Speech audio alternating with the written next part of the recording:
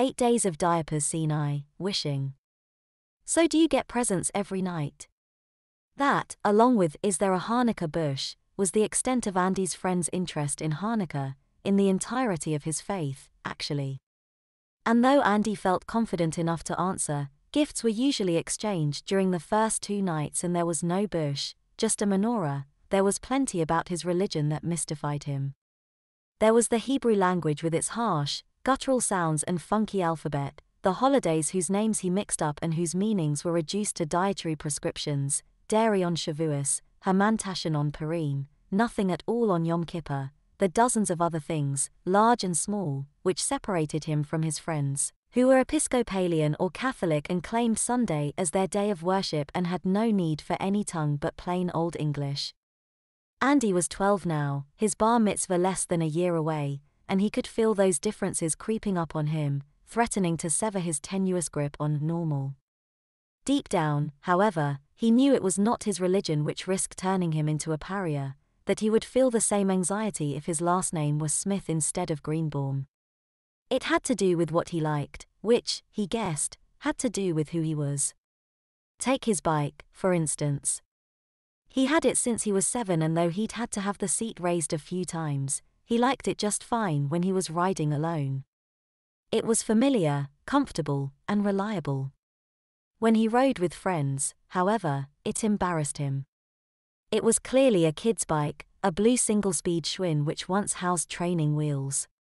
His friends were all moving on to the mountain bikes and street cruisers which would carry them into their teens and Andy knew it would only be a matter of time before they grew tired of waiting for him to catch up.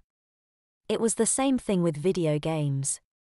Andy's friends favored the Nintendo Wii and Andy thought it looked like fun, until he tried to play it. He was unable to master the Wii Remote's motion sensitivity and his performance at Wii Sports was embarrassingly awful. In bowling, his ball spun right and struck gutter and in golf, he couldn't stay out of the sand. You just need more practice, his friends told him. They encouraged him to ask his parents for a Wii of his own and Andy agreed, though privately he preferred the older, simpler gaming systems and did not look forward to sharing a Wii with his younger brother, Jake. So to fit in, Andy put down a new bike and a Wii on his Hanukah wish list, confident he could get one but not both, even though he really wanted neither. What he really wanted was diapers. For the past few years, Andy longed to be put back in diapers, to be routinely checked and changed, to have no more concern for making it to the toilet than he did for having a job. The why of it eluded him. He did not struggle with continence growing up and he was not raised without love. All he knew was that number 12-year-old should want to wear diapers. If his Judaism made him different, that made him a full-blown freak. It shamed him deeply and he carried the weight of that shame alone. But the shame did not deter him. Furtively, he browsed diaper sites on the computer he and Jake shared. He was desperate to find out more about his peculiar desire, to see if there were others like him. What he discovered blew his mind. There were pictures, stories, entire online communities dedicated to people who like to wear diapers. It left Andy wondering how many ABDLs, diaper lovers, there were in the world. Hundreds? Thousands? Visiting those sites had a strange effect on Andy. Initially, it made him feel even more ashamed. He knew some of the sites were meant for adults and he had no business looking at them. His face flushed with shame and some of the content he came across scared and confused him. At the same time, doing something he knew he shouldn't be doing made him feel good. It was his own quiet way of standing up for himself and what he wanted. On the teen forums, Andy found acceptance and a wealth of practical advice. He exaggerated slightly, claiming he was 14 instead of 12, but no one suspected otherwise. When he contemplated coming out to his parents about wanting diapers, a menagerie of posters advised against it. Some shared horror tales of awkwardness and familial dissension that lingered for weeks. Similarly, he learned that intentionally having accidents was foolhardy and that real diapers would be worth waiting years for. Andy was always careful. He typed out everything he wanted to post in a Word document beforehand. That way, his progress would not be lost if he had to relinquish the computer to Jake or was called away unexpectedly. He cleared his browsing history regularly and never left browser windows open, not even when he stepped away to pee. It wasn't foolproof, but Andy figured he could go on for quite a while without getting caught. Jake was 7 and only cared about games. Their mother didn't know much more than word processing, and their father always gave a heads up when he commandeered the computer to perform maintenance or install something. The computer and the world of virtual Diaperdom wasn't as good as the real thing, but it was close as Andy thought he could get for now. In another few years, when he had a car and some money saved up and a lot more nerve, he would buy his own diapers and hide them and enjoy them when no one was around.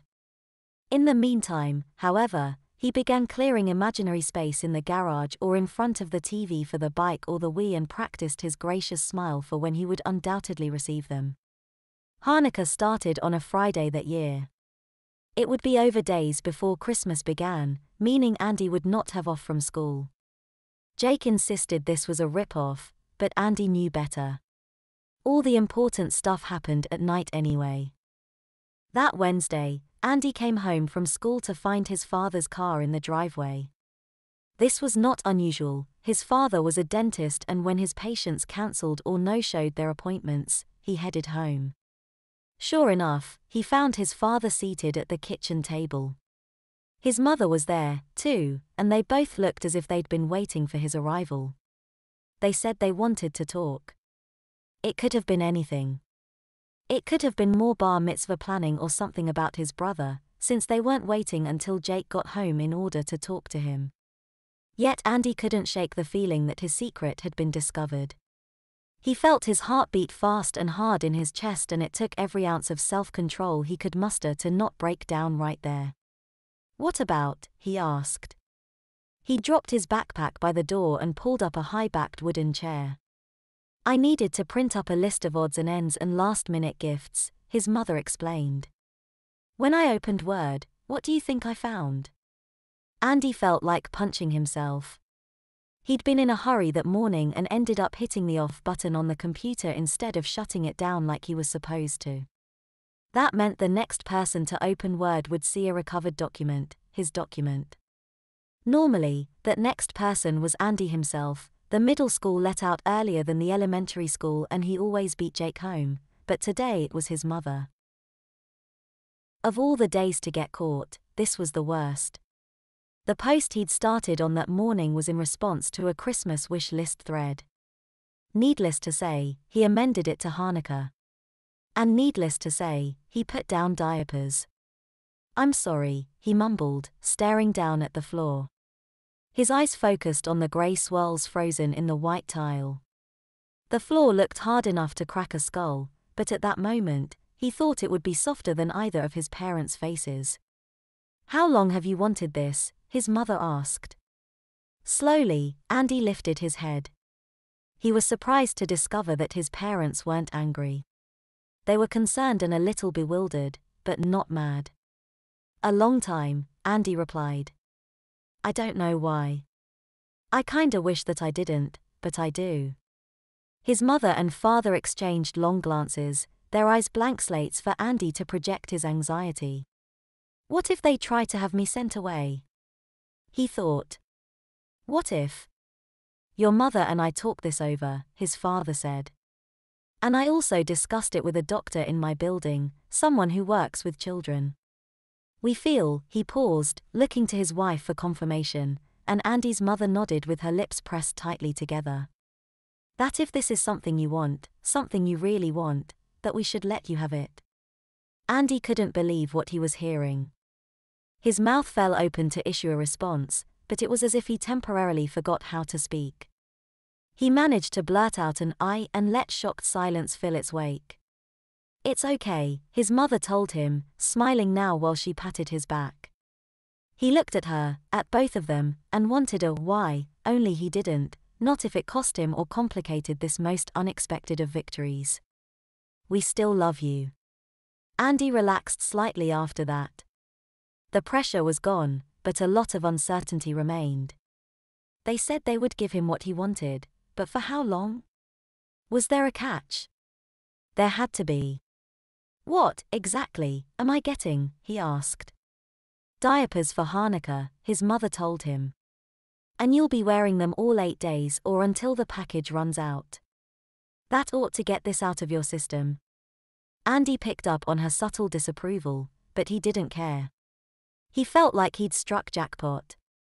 Before you get too excited, you'd better be sure this is what you want, his father cautioned. It may not be all it's cracked up to be. He knew what they were doing. For his parents, the diapers were a lesson. They probably figured he would get sick of them after a day or two and would want nothing more to do with them once the 8 days were up. But Andy knew differently.